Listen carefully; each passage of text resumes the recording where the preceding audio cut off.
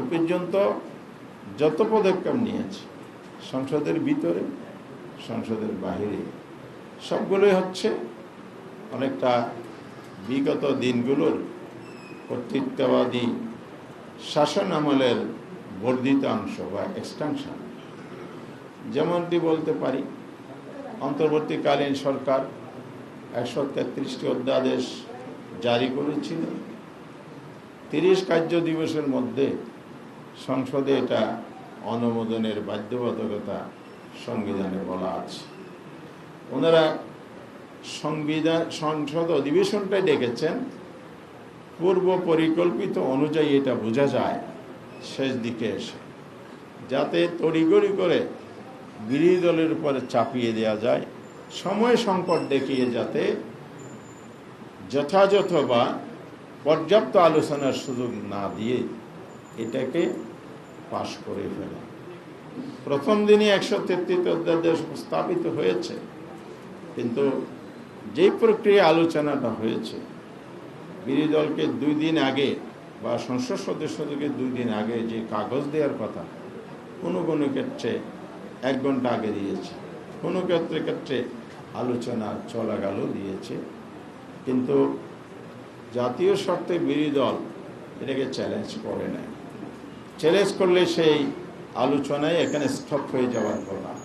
এটা আমাদের কার্যপ্রণালী বিধি অনুযায়ী সংসদ পরিচালনার যে পদ্ধতি আছে সেখানে এটা অ্যালাউ করা যায় না। তারপরে আমরা জাতির স্বার্থে এই একগুলো পাশ করি, এটা আমরা চেয়েছি। এটাও সংস্কারের একটা পার্ট ছিল। 18 মাসের সরকারের 133টি অধ্যাদেশ কিন্তু একটা সংস্কারের অংশ ছিল। সেখানে মৌলিক কিছু বিষয় আছে। মৌলিক সংস্কার 20টি, যেখানে মানবাধিকার কমিশন, সংবিধান ও সংবিধানের সমস্ত কমিশনগুলো আছে, নির্বাচন কমিশন সহ দুর্নীতি দমন কমিশন, গুরুত্বপূর্ণ জনগণ অধিকার সংরক্ষণ, মানবাধিকার সংরক্ষণের যে সমস্ত কমিশনগুলো ছিল, সেই 20টিকে ওনারা এখানে